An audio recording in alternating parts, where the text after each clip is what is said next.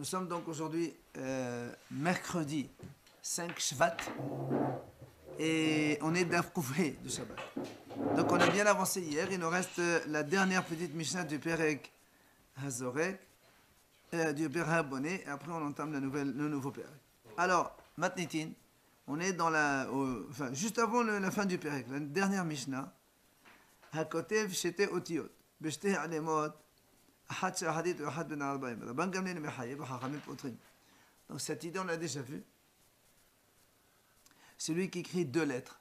Beshte alemot, ça veut dire donc il a écrit une fois, après une lettre, donc il a écrit une lettre d'abord, après on l'a mis au courant comme quoi c'était Shabbat et c'est Assour, et ensuite donc, sans le savoir de nouveau il a écrit une deuxième lettre. Alors selon Rabban Gamliel il dit Hayab, oui, une matin l'après-midi. Rabban Gamliel a dit mais Hayab, ça veut dire que pour lui le fait d'avoir su entre-temps, ça ne coupe pas. Pourquoi? Parce qu'il n'a pas fait un shiro complet. Donc du coup, les deux moitiés s'associent. Hachamim potrim. Hachamim disent non. Comme il a été au courant entre les deux, ça coupe. Et du coup, il n'y a que Hase shiro au début, Hase shiro à la fin. Donc ça ne s'associe pas puisqu'il était au courant entre les deux. Hat. Quand on écoute une seule lettre, on n'est pas hayav du tout. C'est parce qu'il associe la une avec la deux. Rabbi Gamliel. Voilà, justement, nous dit donc c'est quoi la mahloket? Rabbi Gamliel savar en yidi'a le heseshiro. C'est ce qu'on a dit. Selon Rabbi Gamliel, il n'y a pas de yidi'a. Le fait d'avoir su, d'avoir été au courant, pour heseshiro, ça ne s'appelle pas qu'il a été au courant. Donc du coup, quand il a fait la première moitié, et qu'après il a fait la deuxième, même si entre-temps il a été au courant, c'est comme si il n'a pas été au courant. Donc on associe les deux moitiés, donc ça fait un travail entier, donc ça fait deux lettres, c'est le travail de Shabbat. Hachamim disent non, même s'il n'a écrit qu'une seule lettre, vu qu'il a été au courant entre les deux, dans ces cas-là, ça coupe, et donc on ne peut pas associer les deux lettres ensemble. Voilà, donc on a fini avec Hadan Alach Haboné, Perek Haboné. On va commencer maintenant Perek Haoreg. Rabbi Eliezer Omer. Haoreg, Shelosha Chotin Batehila. Ve'achat al Ha'arir, Hayab. Alors Rabbi Eliezer dit comme ça. Haoreg, celui qui tisse du fil. Shelosha Chotin. S'il fait trois fils, c'est là où il est hayab. Il faut donc faire trois fils. Il fait trois fils pour la chaîne et la trame. Donc on fait 1, 2 et 3, ça te fait trois fils. Maintenant, et si tu as déjà un tissu et tu rajoutes un autre fil derrière, avec un seul déjà, on est hayab parce qu'il y a déjà ce qu'on appelle donc un tissu. Ça c'est Rabbi Eliezer qui dit comme ça. Donc pour être hayab, il faut minimum faire trois fils. Et s'il y a déjà un tissu enfilé, on va dire comme ça, si on rajoute un seul fil, on est hayab. Hachamim omrim,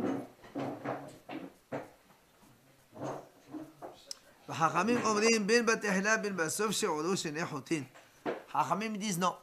Aussi bien au début que par la suite, c'est toujours deux fils. S'il a fait deux fils, eh bien il est hayab. Moins que ça, il est patour. העושה שתי בתי נירין, בנירין, בקרוס, בנפה, בכברה ובסל, חייב. Celui qui fait shete bate nirin, ça aussi donc c'est dans le métier de tisser les fils. Voilà. S'il fait deux bate nirin, je crois qu'il y a des photos là-bas dans les Mishnayot, comment, vous savez, les grandes... ceux qui font les fils à l'époque, les artisans, quand ils font deux petites... comment on appelle ça, des lisses, je ne sais pas quoi. Deux boucles de lisse. Voilà, deux boucles de lisse. Voilà, il se fait deux boucles, c'est ce qu'il dit. Bekeros, benafa, bikvara, ou bessa, soit dans un tamis, soit dans un panier, etc. Hayab, c'est ce qu'on a dit. Il faut qu'il ait deux boucles pour être hayab. Enfin, la Mishnah nous dit, vehatofer, shete, teferot. Pour être hayab, celui qui coud maintenant, il doit coudre deux fils, deux fois, donc il fait deux coutures. Et celui qui déchire aussi, quand est-ce qu'il est hayab? Seulement lorsque il a l'intention de recoudre, donc après avoir déchiré, et de couture aussi. Donc, aussi bien coudre ces deux coutures, et quand on déchire, quand est-ce qu'on est hayav? Seulement quand on a l'intention de coudre après cette déchirure deux coutures. Alors la Gemara nous explique. Kiata Rabbi Ishaq, Tanish Taïm.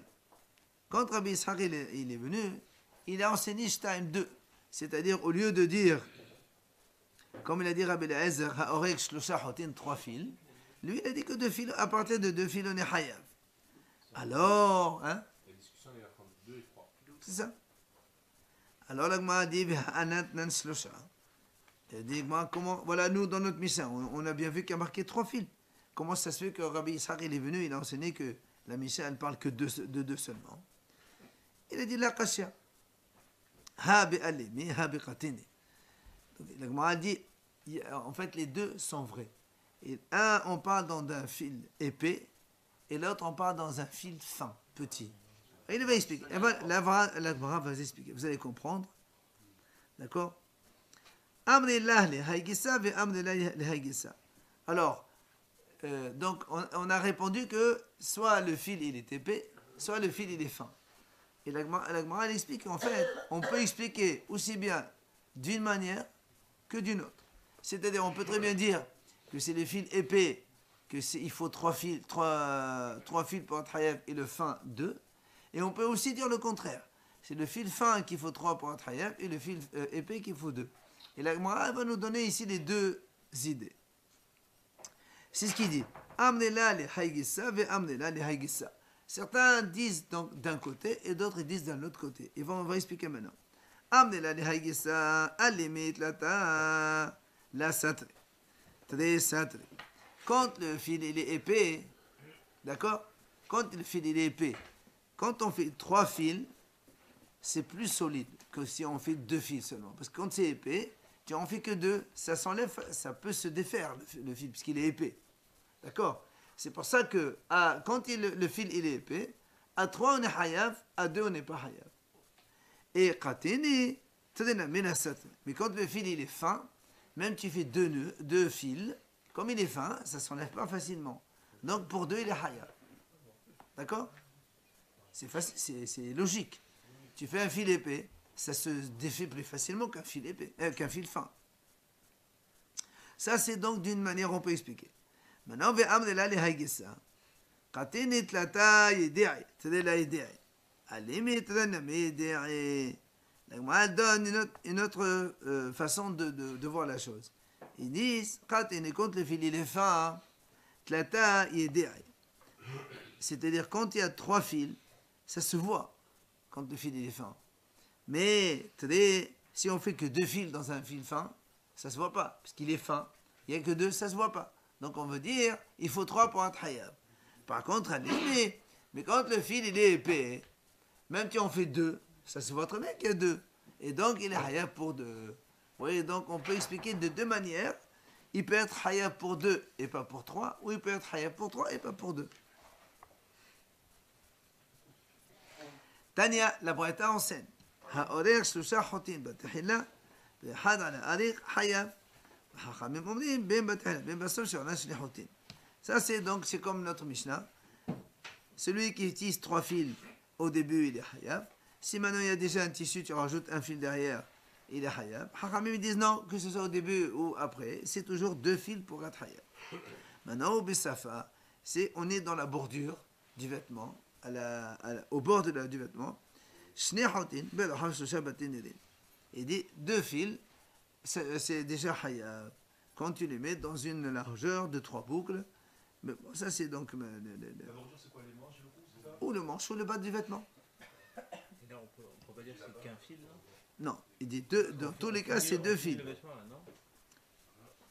Je sais pas, j'ai mis des tisserands, moi je connais pas très bien. Maintenant, il rajoute la Gemara. Hein? Ici, on est en train de dire la mahloket Rabbi Eliezer ou Tanakama ici dans la Braïta, il dit 3 fils pour être hayav, et Hachamim ils disent 2. והעורר שלושה חוטין בתחילה, ואחד על האריך חייב. סתם הקלה בלעזר. Donc voilà une braïta ici, qui, dans le Tana, Stam, il est comme Abelaz, parce qu'il y a marqué le Oreg, celui qui tisse. Shusha Hotin Batahilla, 3 fils au début. Donc pour être Hayab, il faut 3 fils, et un sur le tissu. Hayab. Donc ici, cette braïta, elle est comme Abelaz. Puisque Abelaz, c'est celui qui a dit 3 au début, et un après, quand on rajoute un tissu. Alors que Haramim, ils ont dit dans tous les cas, c'est 2 et 2. Voilà une autre braïta qui dit העורר שני חוטין על הגס ועל האמרה חייב. Si quelqu'un il fait et donc il tisse 2 fils à la gasse sur un gros morceau de tissu, donc il y a beaucoup de fils, ou bien imra, c'est tout au début de quand on commence à tisser le vêtement, hayab. La Belaz Omer a fait le had. La Belaz dit même un seul, c'est hayab. Ou bisafa, shene hotin bedah shabat enerin. Et quand on est sur la bordure, là aussi, comme l'autre, il dit 2 fils sur, donc au niveau de la largeur de 3 boucles. Tout ça, il est hayab.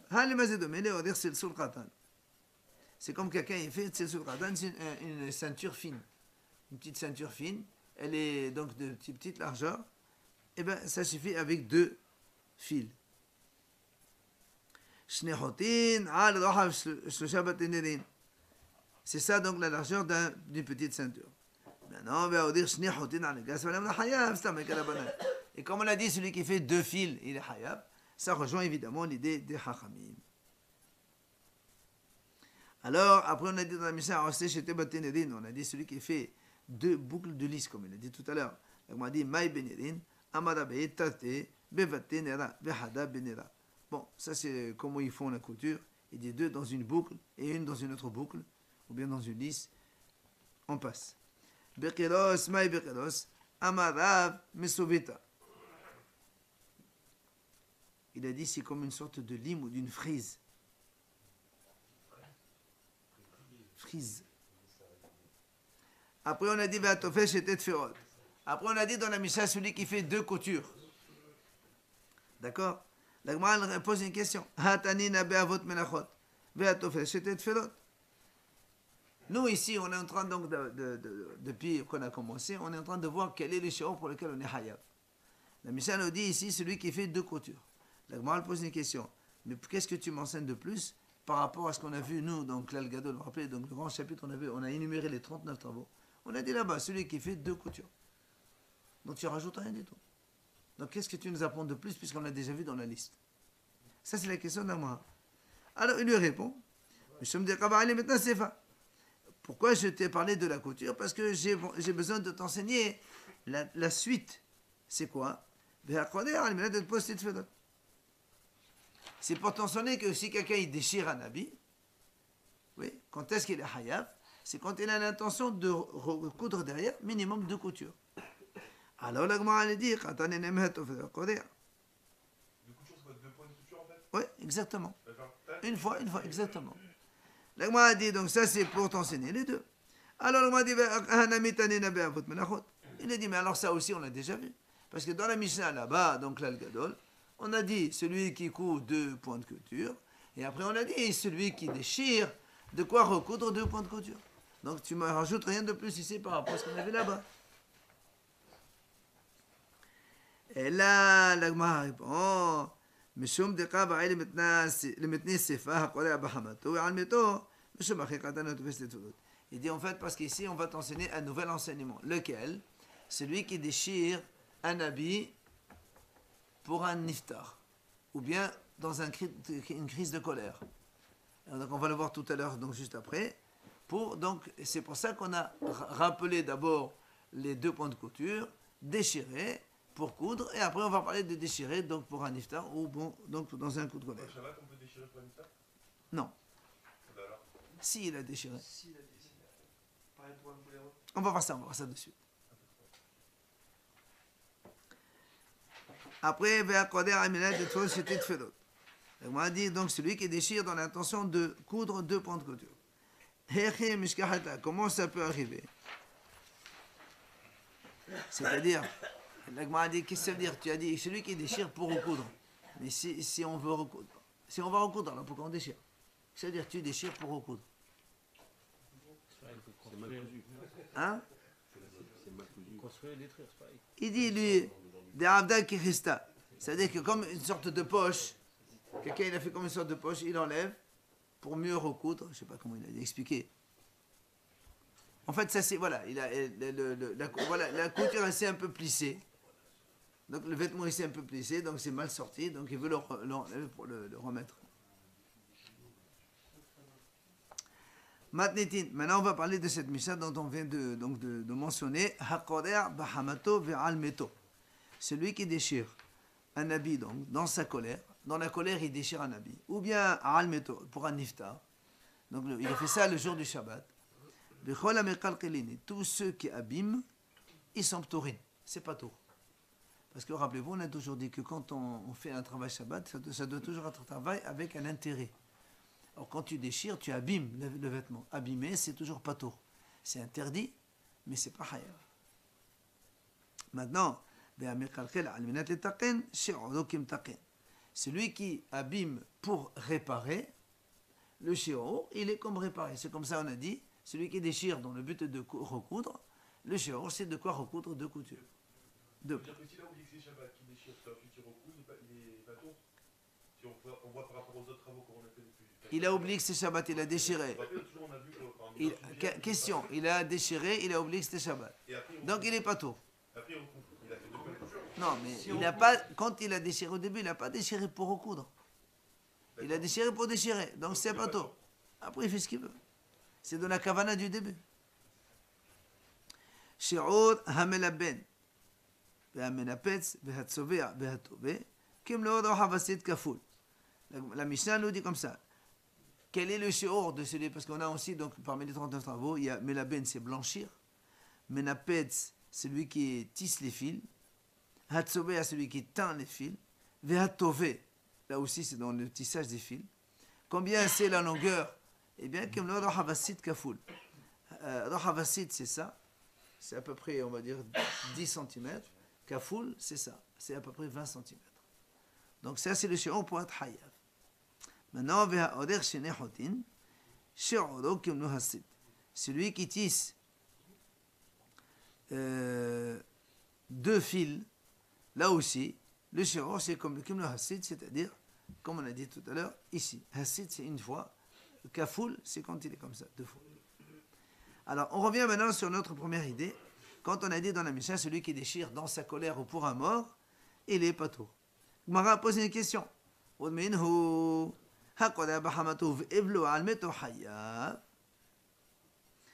là, il y a une Mishnah qui dit, il y a une Braïta qui dit, pardon, celui qui déchire dans sa colère, ou bien dans son deuil pour un mort, hayab. Voilà une Braïta qui dit, il est hayab. Et la Braïta continue. Et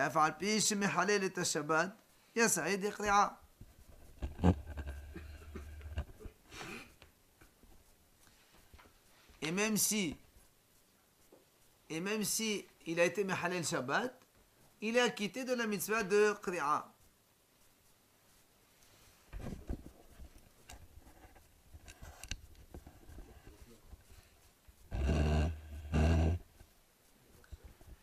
Alors, donc il y a une question.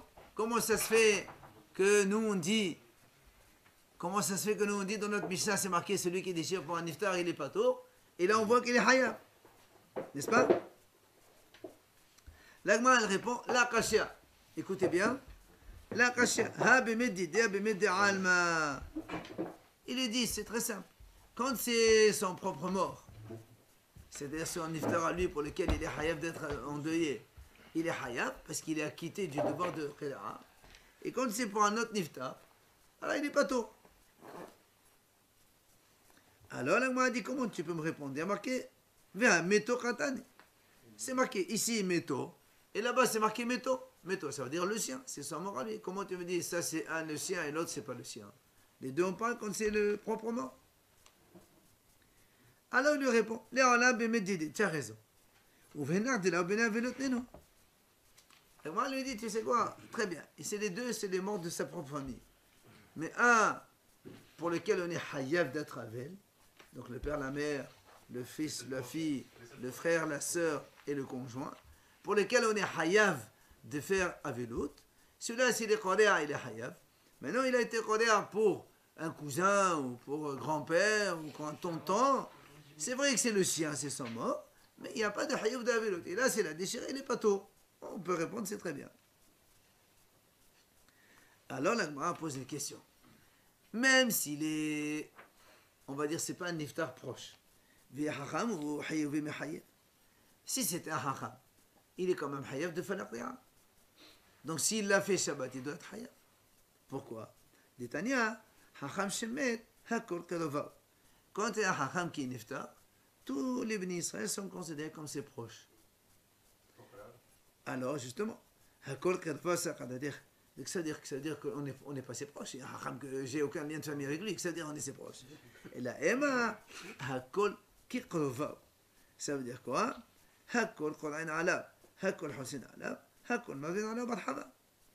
Donc ça veut dire quoi?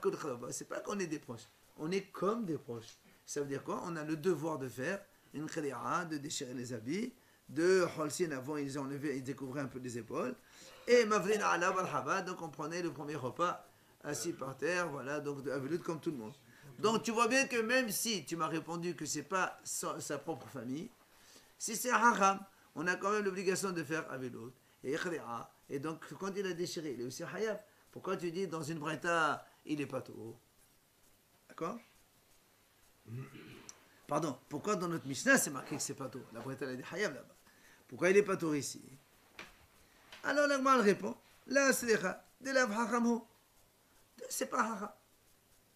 Celui qui est niftar, c'est pas hacham, c'est un homme simple. Alors, l'Agma a dit, malgré tout, ve'e adam kashed wa hayav mechayev. L'Agma a dit, malgré tout, même si c'est pas un grand raf, si c'est un homme simple mais qu'il est cachère, là aussi, hayav de déchirer tout le monde, il doit déchirer ses habits. Pourquoi? Détania. Pourquoi? Alors, allez, donc un homme, il voit ses enfants et ses petits-enfants, ils meurent quand ils sont petits, qui déchive, qui vite, abel à la dame cachère, pour qu'il pleure et qu'il s'endeuille pour un homme cachère. La Gemara dit comment? Qui déchive, qui où on a vu qu'on punit avant la situation. Tu lui prends ses enfants pour qu'il pleure sur les autres. Elle a dit non. Et là, il dit non, parce qu'il n'a pas pleuré pour un homme cachère. Il y avait un homme cachère qui est niftar, et ça lui a passé donc sous le nez, comme si que si de rien n'était. Alors là, ses enfants, ils meurent aussi. Alors la Gemara dit, Shekol abouché à la dame cachère.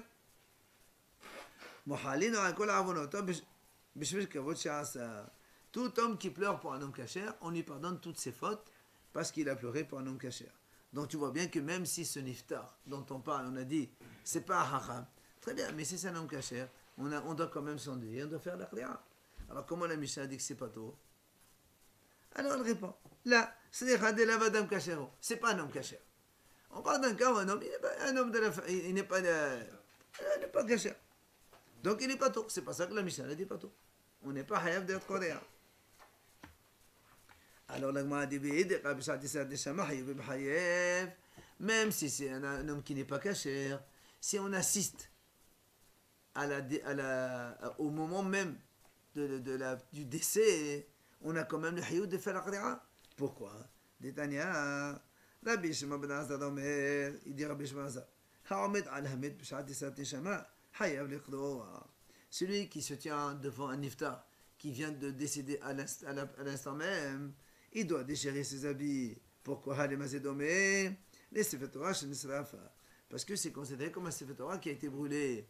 Une neshama d'Israël, c'est important. Et donc, tu vois bien que même si c'est pas un homme cachère, même si c'est pas un hacham, vu il assistait au moment même du décès, il doit faire la khali'a. Donc même si c'est Shabbat, il doit être hayav. Alors pourquoi la Mishnah dit que c'est pas tôt?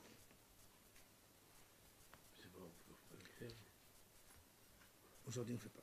Dès la Kabishat et Sat Neshama. Là moi a dit très bien. Et on parle d'un cas ici où c'était pas au moment du décès. Il n'a pas assisté, il n'était pas là. Donc résultat final, la Mishnah qui a dit qu'il est pas tôt, et elle parle d'un homme qui n'est pas haram, qui n'est pas kasher, et on n'était pas présent devant le décès. Donc si quelqu'un il déchire ses habits, c'est pas trop, parce que c'est pas c'est proche de la famille. Maintenant, la Mishnah qui a dit la Breta qui a dit Hayav, on parle de quelqu'un pour qui on est obligé de faire cette khira. Et donc si on a fait Shabbat, on est Hayav. Quelqu'un qui a un proche qui perd son autre proche, quoi. Quand il déchire, même s'il n'est pas à côté, on peut être à New York et sa mère elle a quitté en France, je suppose, il doit déchirer aussi ou pas? Sa mère, bien sûr. Donc on voit que même s'il n'est pas sur place, il doit déchirer aussi. Non, ça c'est quand c'est pas de la famille, on a déjà répondu. Quand c'est de la famille, tout le monde dit qu'il faut déchirer. On est Hayav parce qu'on est obligé. Haram aussi. On a Haram aussi, on a dit. Bien sûr. Hein? Oui, oui, un haram aussi, un homme caché aussi. Il n'y a que, au moment, pour le dernier cas, on a dit qu'il faut assister au décès. Si on n'est pas devant le décès, ben, tu ne déchires pas des habits. Alors, la Gemara a dit, Tenach Meto. Très bien. Tu m'as répondu, parce que n'oublions pas, dans la Mishnah, on a vu, il y a marqué deux cas. Celui qui déchire dans sa colère et pour un mort. On a pris deux cas. On a dit, il est pas tôt. Et dans la Braïta, la même chose. Celui qui déchire dans sa colère et pour son mort, il est hayav. Alors pour le mort, on a pu répondre. Un, c'est de la famille. L'autre, c'est un homme donc il est étranger. On n'a pas assisté au moment du décès. Je comprends. Mais hamato kasher. 2 secondes. Mais dans la Mishnah, nous, on a vu que celui qui déchire ses habits dans une colère, il est pas tôt. Et dans la Braïta, il est marqué celui qui déchire ses habits dans la colère, il est hayav. Alors comment tu essaies de répondre à cette contradiction? Alors la Gemara a dit hamato nami la kasher. Il n'y a pas de question. Pourquoi? Rabbi Yehuda, Rabbi Shimon. La Gemara a dit c'est pas un problème. Ça, c'est la Braïta qui a dit hayav. C'est Rabbi Yehuda. Pourquoi? Rabbi Yehuda dit amad mlachash in slicha legoufa hayav aleha. Rabbi Shimon dit amad mlachash in slicha legoufa patur aleha. On m'a dit, c'est deux hachamim différents, deux auteurs différents. Quand c'est Rabbi Yehuda, il dit hayat. Pourquoi? Parce que Rabbi Yehuda dit, quand on fait un travail, même si on n'a pas besoin du travail lui-même, on est quand même hayat. On a fait le travail, c'est comme ça.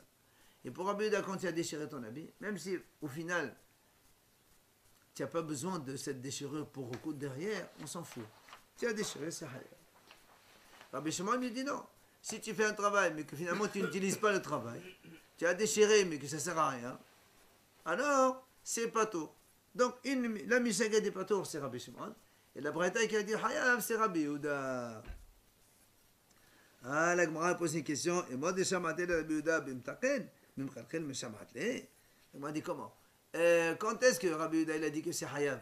C'est quand tu fais un travail. D'accord, tu n'utilises pas, mais tu n'es pas en train d'abîmer. Or là, quand on déchire un habit, on abîme. Or, on a abîmé, tout le monde dit que c'est pas tôt.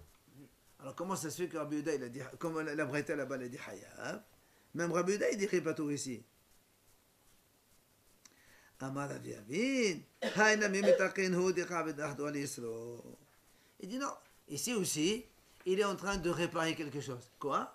Il calme sa colère.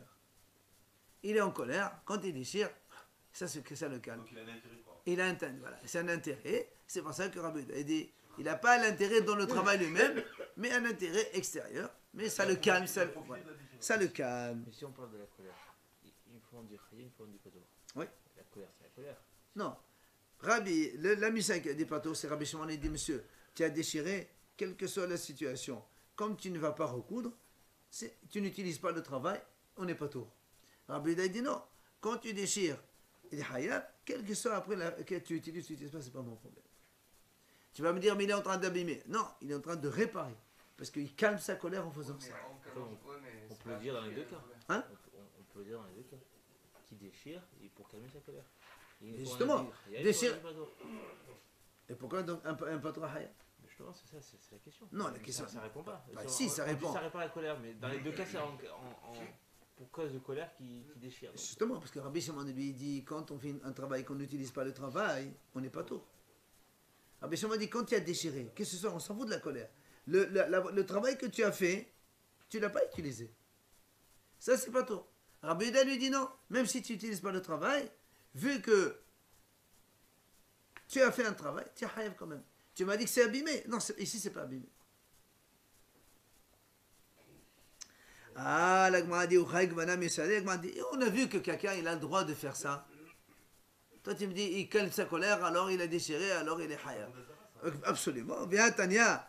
Rabbi Shimon ben Azar omer mishum hilfa baragra. Rabbi Shimon ben Azar, il dit au nom de hilfa baragra, il a dit au nom mishum Rabbi Yohanan ben Nori, hamekarea berada bahamato, celui qui déchire ses habits dans sa colère. Ou bien meshabel kela bahamato, ou celui qui casse, il lance des objets, il les casse dans sa colère.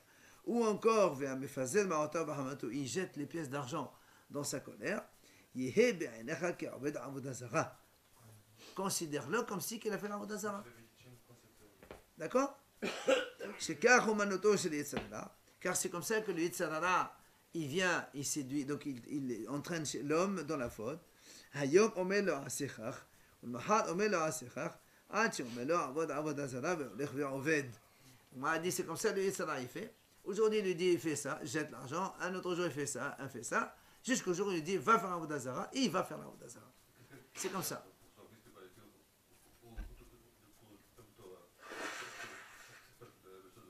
Je m'ai entendu.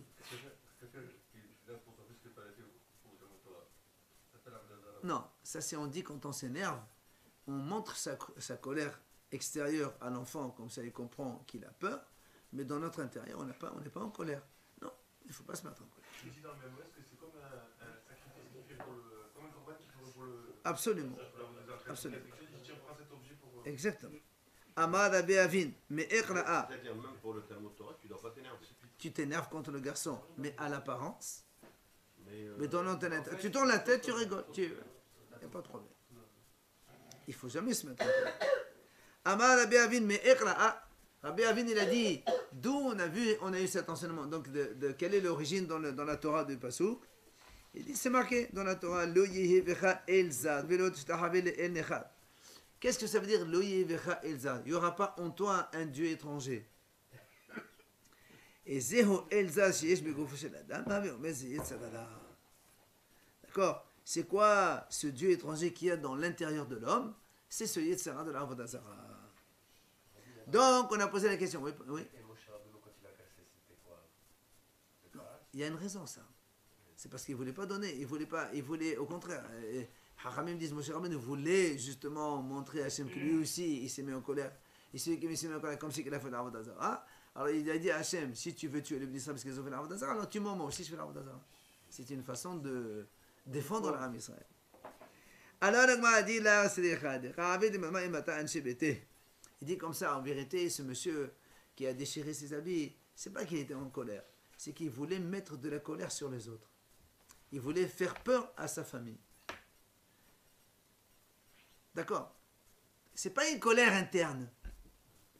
Il voulait montrer sa désapprobation à la famille. Voilà, par exemple. Il a donné des exemples. Kihad et Rav Yehuda, Shalif Masbaïta. Quand il se met en colère, pour montrer à sa famille qu'il est en colère, il déchire ses habits. Rabbi Habar Yaakov, Tavad Manitveri.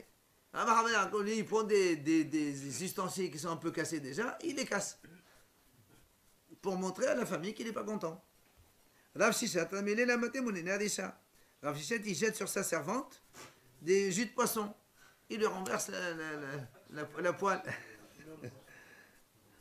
Rabbi Abba, pardon, Tava Nertama. Il prend le couvercle de la cruche, il le casse. Quoi qu'il en soit, on voit ici que quand il y a un intérêt, ça ne s'appelle plus il fait l'Avodah Zara. C'est pour un but. Comme on l'a dit tout à l'heure, quelqu'un il veut se mettre en colère contre son fils parce qu'il ne fait pas ce qu'il faut, ou ses enfants. Il apprend à son fils que quand on est énervé, on casse des objets. Non, Moi, je vois ça comme non, ça. non, pas du tout. C'est pour te dire qu'en fait, c'est pas. Comment tu vas montrer à ta famille que tu es en colère? En criant, il ne crie pas. Il jette quelque chose, voilà, vous avez compris, je suis en colère.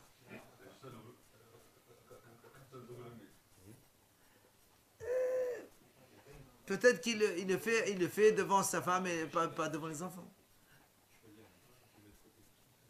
Bien. Amar Rabbi Shimon ben Pazi, Amar Rabbi Yoshua ben Levi, Mishum bat Kapara. Il a dit Rabbi Shimon ben Pazi, il a dit Rabbi Yoshua ben Levi au nom de bat Kapara. Kol hamorid de ma'ot al adam kasher, ad akadosh baruch hu sofranu manehan bevit gnazav. Il dit celui qui fait descendre des larmes, fait couler des larmes pour un homme kasher. C'est-à-dire quand il y a un homme kasher qui est niftar et quelqu'un il verse des larmes pour lui, Hachem, il prend ces larmes-là, il les compte, il les met dans ses trésors. Shene'emar, nous dit Safata ata sima dema'ate benotecha halo besefratecha. D'accord? C'est ce qu'on dit à Hachem, nous dit, Safar ta'atta, tu comptes ces larmes, si ma démarate benodecha, donc mets-moi ces larmes-là dans ta cruche, dans ton trésor. Quand dit un homme, c'est un homme et une femme. Adam Kacher. C'est pas une femme. Il y a marqué Adam Kacher. Mais qu'est-ce que ça veut dire dans ton truc après qu'est-ce que tu fais avec ces larmes? Eh bien, le jour où on a besoin, Hachem il sort ces larmes-là pour agréer nos prières, Adam, c'est homme et femme. bien sûr. Ah, voilà. Oui. C'est pas ish, un être. C'est un être. Adam, c'est un être. Amar Rabbi Yehuda. Amar Rav, il a dit Rabbi Yehuda au nom de Rav. Kol hamit asel behespedo shel hacham, ra'ouy le kovro behaya. Celui qui il est fainéant dans les hespédim d'un hacham, ça veut dire il ne va pas faire ou écouter les hespédim sur un hacham, ben, il est apte à l'enterrer vivant. Shneemar, ויכבד אותו בגבול נחלתו בתבנת סרח, אשר בהר אפרים, מספון להר געש. On a dit quand Yoshua est niftar, c'est marqué, il l'a enterré dans les frontières de son territoire, dans Timnat Serach qui se trouve au mont Ephraim, au nord de la montagne, comment on appelle ça, en ébullition volcanique, d'une montagne volcanique. Alors on dit pourquoi on nous a parlé que c'était au nord de cette montagne volcanique. Mais la Med, c'est la race aléhen har de Hodran. Il dit parce que les Israéliens n'ont pas pleuré comme il faut Yehoshua. Alors la montagne elle a failli se déverser sur eux pour les tuer. Donc c'est là de là on apprend celui qui est fainéant dans les Hespédim d'Achacham, il est apte à être tué. Amar Rabbi Hiya Baraba, Amar Rabbi Hanan. Kol hametasel behespedo shel hacham. Donc celui qui est fainéant dans les Hespédim d'un sage et non ma'arich yamim, il ne prononce pas de la vie. Midda keneret midda. Pourquoi Hachem il paye mesure par mesure. Shneemar b'sas se'a b'shalihat yerevinna. Dans le passage c'est marqué comme ça. Puisque toi tu n'as pas fait attention donc à la mort d'un sage, alors Hachem ne fait pas attention aussi à ta durée de vie, et donc il le prend de ce nom. Alors, était Rabbi Yahya bar Rabbi Yohanan. ויעבדו העם את השם כל ימי יהושע כל ימי הזקן ומשדכו ימים אחרי יהושע. On m'a dit voilà c'est marqué dans le passage que les bénis Israël ils ont servi Hachem pendant toute l'époque de Yeshua et pendant toute l'époque des sages qui ont he'erichu yamim ahare Yeshua. Ça veut dire ils ont rallongé leur vie après Yeshua. Donc tu vois bien que tu vas pas me dire qu'ils ont fait ils n'ont pas fait des expédients parce que sinon comment ils ont la vie qui est rallongée. Nous on a dit celui qui fait pas le deuil comme il faut, il a sa vie abrégée. Alors là il y a marqué he'erichu yamim. On peut se rallonger la vie autrement. On avait vu celui qui fait ça, il rallonge. Très bien, mais si tu fais ça, toi tu dis celui qui fait ça, il a la vie abrégée. Or, cela, on te dit, ils ont rallongé la vie. C'est contradictoire. Amal, il lui a dit, Bablai, Babylonien, Yamim he'erichu, Shanim le he'erichu.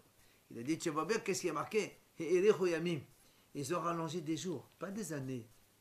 Ça veut dire donc que c'est pas grand-chose. Alors, il lui bah oui, c'est que des jours. Moins qu'un an.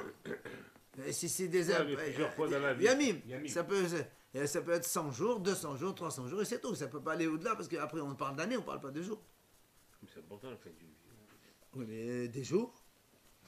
Et là, mais attends, dit alors dans ces cas-là, d'après toi, si tu me prends les mots à la lettre, parce qu'il y a marqué Yamim, alors c'est que des jours. Alors, quand on lit dans le schéma, les man, irbou, imechem, imi, venechem, alors tu vas me dire aussi, imechem, c'est que des jours et pas des années. Qu'est-ce que ça veut dire ça? Yamim velo shanim, ça ne veut rien dire. Si on fait chaque jour, ça décale, non, peut-être? Non, alors dans ces cas-là, il ne me dit pas Yamim. Quelqu'un qui fait bracha, tu ne dis pas, tu vivras plusieurs jours. C'est parce que je veux. Alors l'agma répond bracha shani. Non, alors on dit que quand on fait une bracha, dans la bracha, quand on dit si tu rallonges la vie, c'est les jours, l'année, hakol bi'ahad. Quand il y a une klala, hasbi shalom, ça c'est le vrai sens des jours et pas d'autre chose. Quoi donc? Non, ça c'est non, ça c'est pour la dracha du schéma le soir. Non. Ve'amar Rabbi Yahya bar Abba, Amar Rabbi Yohanan. Il dit Rabbi Yahya bar Abba au nom de Rabbi Yohanan. Ehad ben Ahim shemet. Quand il y a un des frères qui niftar dans la famille, id aru kol ha'ahin kullan. C'est tous les frères qui doivent se soucier. Et on dit aussi Ehad ben Havura shemet, tetar kol havura kullah. ou bien un qui fait partie d'un groupe, d'une communauté qui niftar, ben c'est tout le groupe qui doit donc se soucier. Dans le sens où, bien sûr, il doit faire teshuva et tout ce qu'il faut, parce que bon, c'est pas anodin. C'est pas anodin quand quelqu'un est niftar. Pourquoi là et pas là-bas et pas ailleurs et pas dans un autre endroit? Donc c'est quand quelqu'un il est au courant, c'est certainement parce qu'Hachem veut lui donner un message. Donc ils doivent toujours faire attention. Amrillah demet gadol, ve amrillah demet qatan. Il y en a qui disent qu'on parle d'un grand, c'est-à-dire le chef de la maison quand il est niftar, c'est là où tout le monde doit se soucier. Il y en a qui disent le contraire. Ve amrillah demet qatan. Au contraire, c'est comme si c'est quand un petit qui est niftar que tout le monde doit se soucier. Pourquoi? Parce qu'on dit quand il y a un problème, on commence d'abord par frapper les petits. Et donc, dans tous les cas, un homme doit faire très attention quand il y a un niftar. C'est pour ça que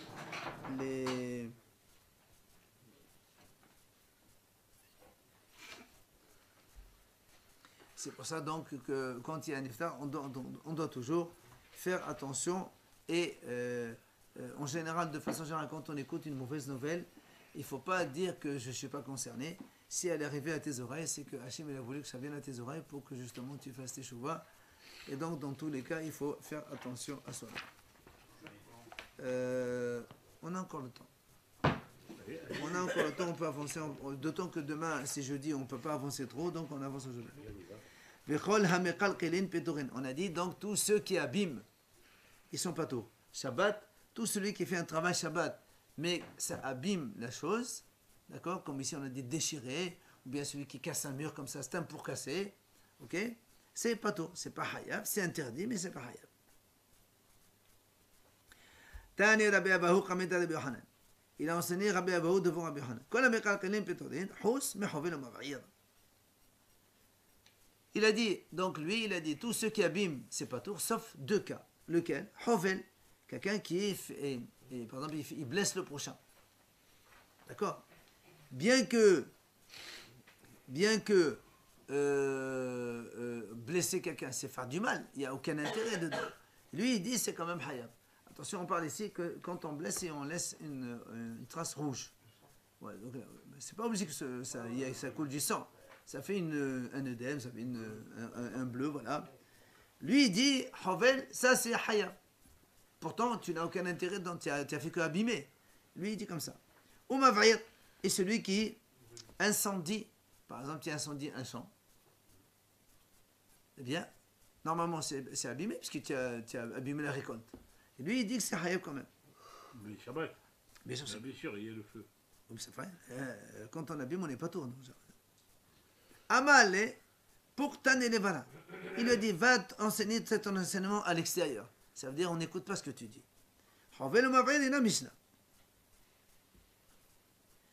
Parce que le Hovel Omaved, donc ce que tu as dit toi, que quand quelqu'un il blesse ou quand il incendie, c'est Hayav, ça c'est faux, ça n'existe pas.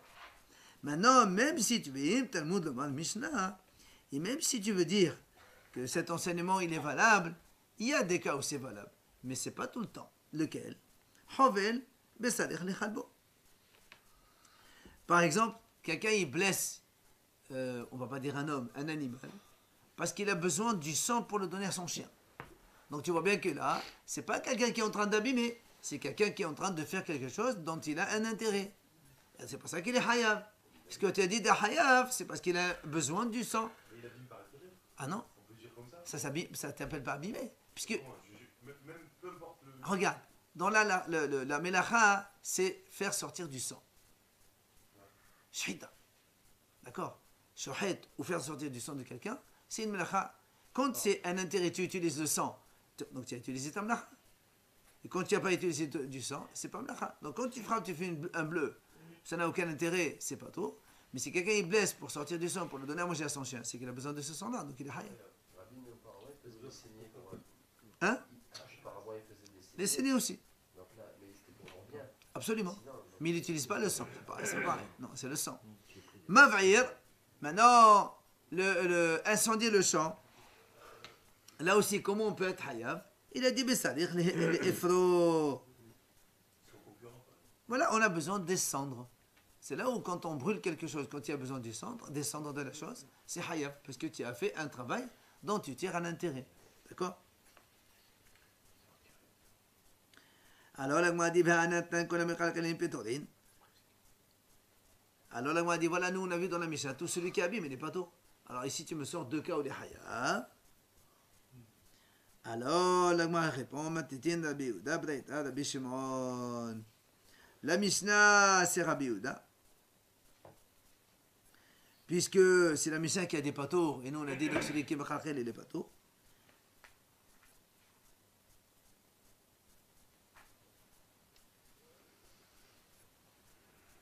Matitin Rabbi Yehuda Braïta Rabbi Shimon. La Braïta c'est Rabbi Shimon. Alors donc on est obligé de dire contraire. C'est que dans la Mishnah on a dit, ça c'est la Braïta qui a dit, nous dans la Mishnah on a dit qu'on a mechalchel petorin. D'accord? Alors comment il explique ici que